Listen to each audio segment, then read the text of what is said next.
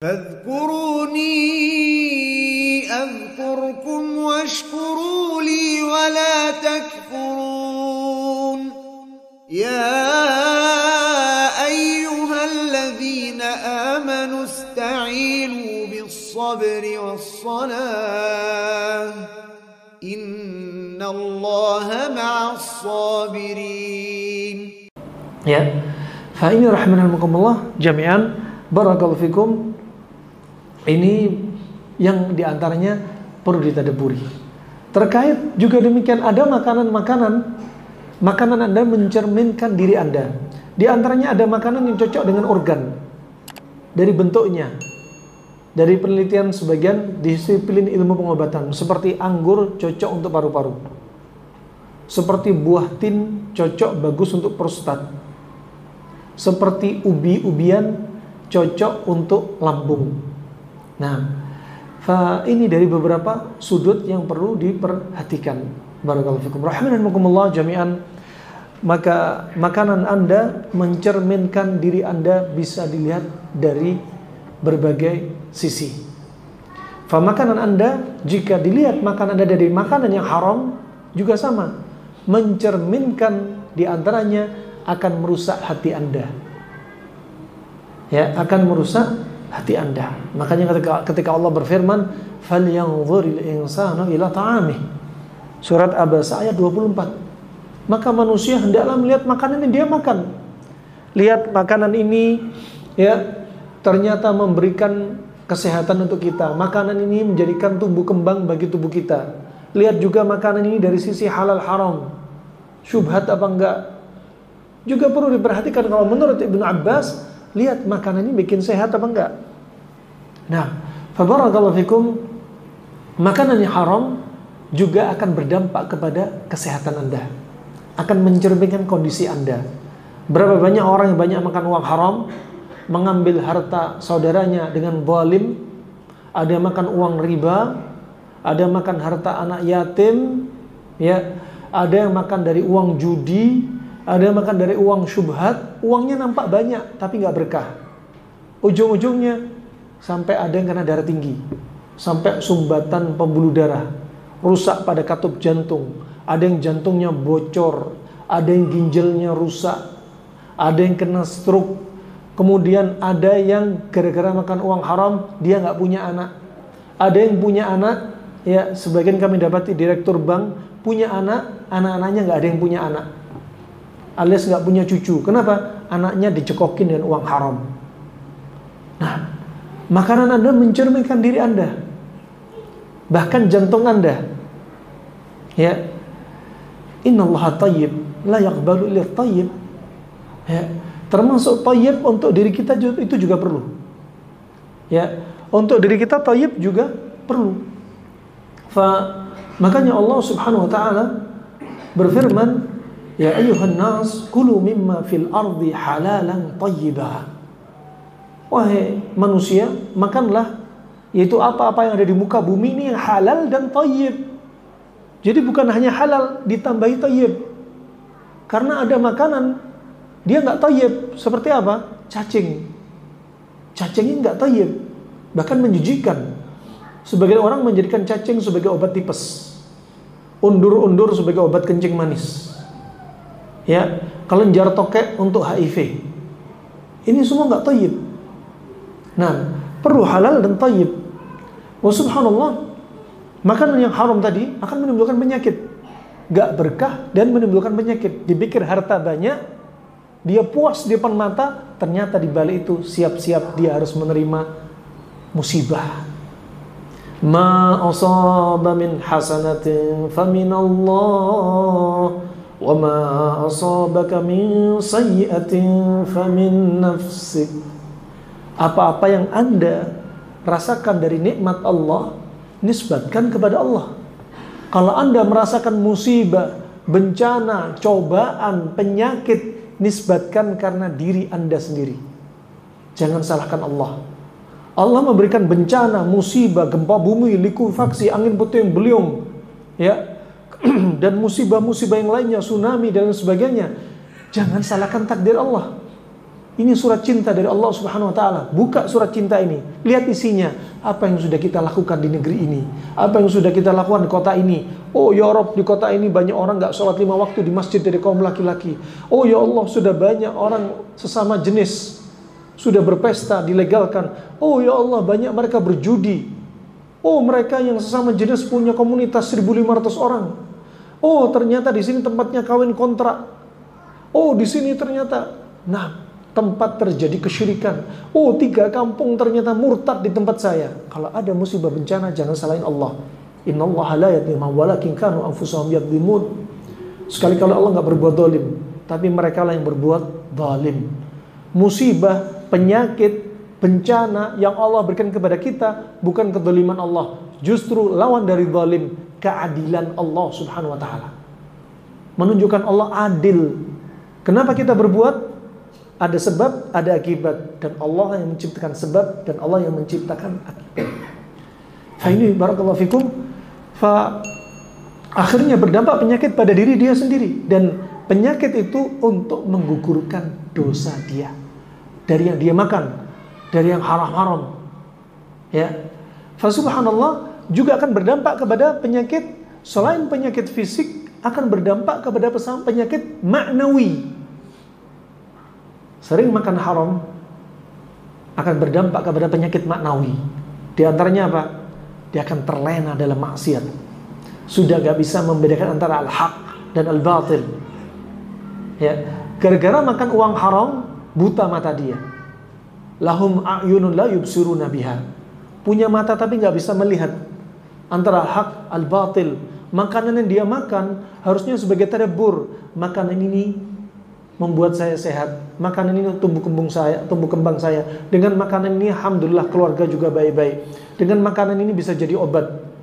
Tahu makanan ini bikin penyakit, jadi dihindari dulu karena pantangan bagi diri dia. Tadabburi. Mata untuk melihat. Untuk melihat Al-Quran, untuk melihat yang halal, untuk melihat keagungan Allah Subhanahu wa taala dari apa yang dicipta. Jangan seperti orang-orang yang kafir, kuffar.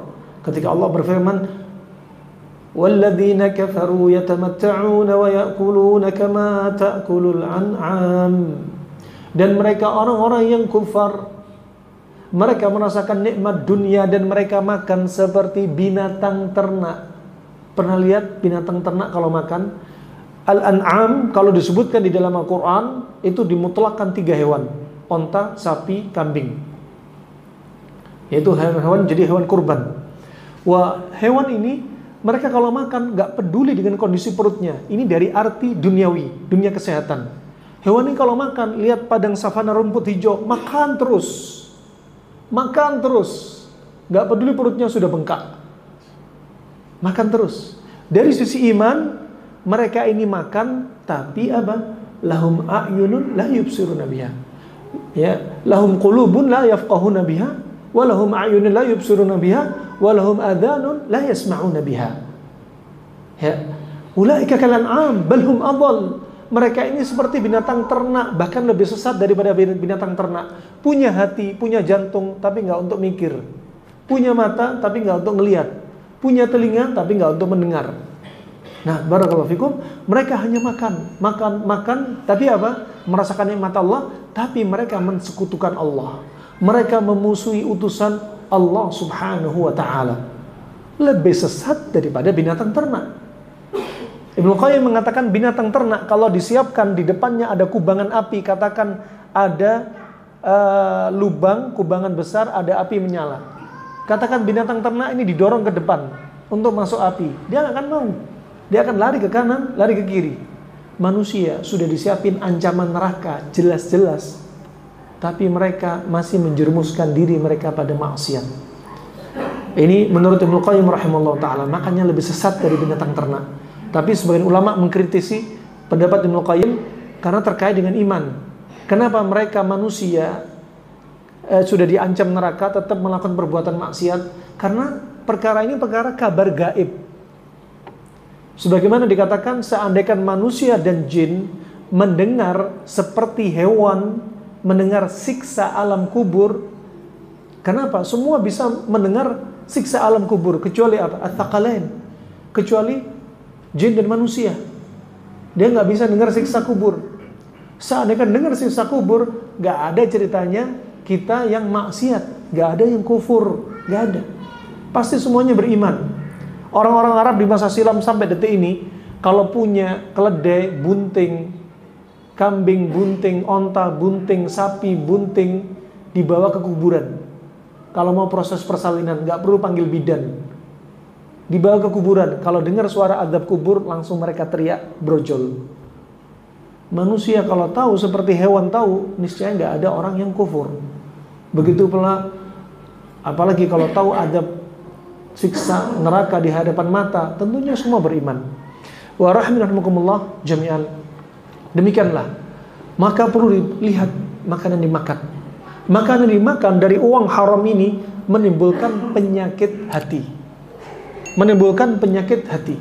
Disebutkan Al-Ghazali rahimahullah ta'ala, juga Imam Syafi'i dan yang selainnya, bahwasanya kalau syahwat makan terlalu kuat akan menyebabkan qasawatul qulub. Hanya kata Ibnu Qayyim dalam Bada'iul Fawaid, fudulut ta'am da'in ila asya' katsira min asy-syarr ila tahrikil jawarih lil ma'asi wa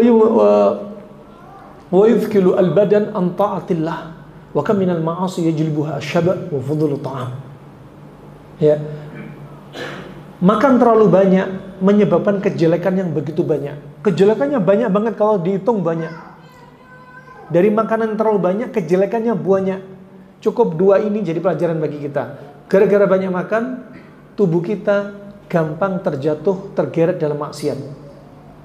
Tubuh kita berat untuk mendatangi ketaatan kepada Allah. Dan berapa banyak maksiat didatangkan gara-gara banyak makan dan kebiasaan makan sampai kenyang. Fa ini rahmani wa rahimakumullah jami'an wasiat. Ya. Fa makanan yang dimakan dari uang haram, ya, yang halal saja menakutkan kalau kebanyakan makan. Yang halal saja perlu kita perhatikan, apalagi yang haram. Ya, makanan yang haram ya akan menyebabkan apa? Lisan kita gampang untuk mengucapkan kata-kata yang haram. Keji. Tangan kita berbuat batash, menyiksa saudara kita gampang.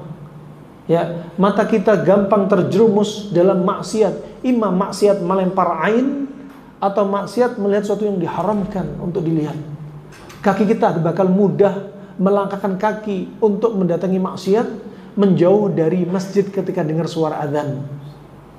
Nah, dan menyebabkan qasawatul qalb lebih parah daripada sekedar banyak makan. Banyak makan bikin hati keras, apalagi makan yang haram. Rahimakumullah jami'an. Maka makanan kita mencerminkan diri kita. Dari apa yang kita banyak makan akan mencerminkan diri kita. Kalau kita juga demikian, kita banyak makan buah, katakan sehat-sehat, seger-seger, pencernaan kita juga isi yang sehat-sehat. Jadi apa? Sehat, sakit, gemuk, kurus, ya, itu juga apa? Your choice, pilihan Anda. Anda mau menjadikan perut Anda sebagai sarang penyakit atau sarang obat, jadi pilihan Anda. Makanya Nabi SAW bersabda dari hadits riwayat Tirmidzi di Sahih Al-Albani rahimallahu taala, "Ma mala adamiyun wi'an syarran min batn, bihasbi ibni adam uqulatin hatta yuqimna sulbah, fa in kana la mahalah fa thuluthun li ta'ami wa thuluthun li syarabi wa thuluthun li nafasi." Ya, cukup dan tidak ada yang lebih buruk bagi anak Adam, yang memenuhi anak Adam yang lebih buruk dari wadah perutnya. Nabi menyebutkan wi'a, ini bahasa wahyu. Wi'a, wadah. Ini perut kita yang paling buruk. Nah, cukuplah anak Adam makan itu beberapa suap. Tadabburi. Nabi bersabda, sebenarnya kita makan cukup beberapa suap. Standarnya sampai apa? Sampai tulang punggung tegak, bukan sampai kenyang. Kata Ibnu Qayyim, inilah kebutuhan makan primer umat Islam. Berarti tidak harus apa? Tidak harus 5 ajib, 4 sehat, 5 ajib. Ya, cukup makan beberapa suap sampai tulang punggung tegak, udah selesai.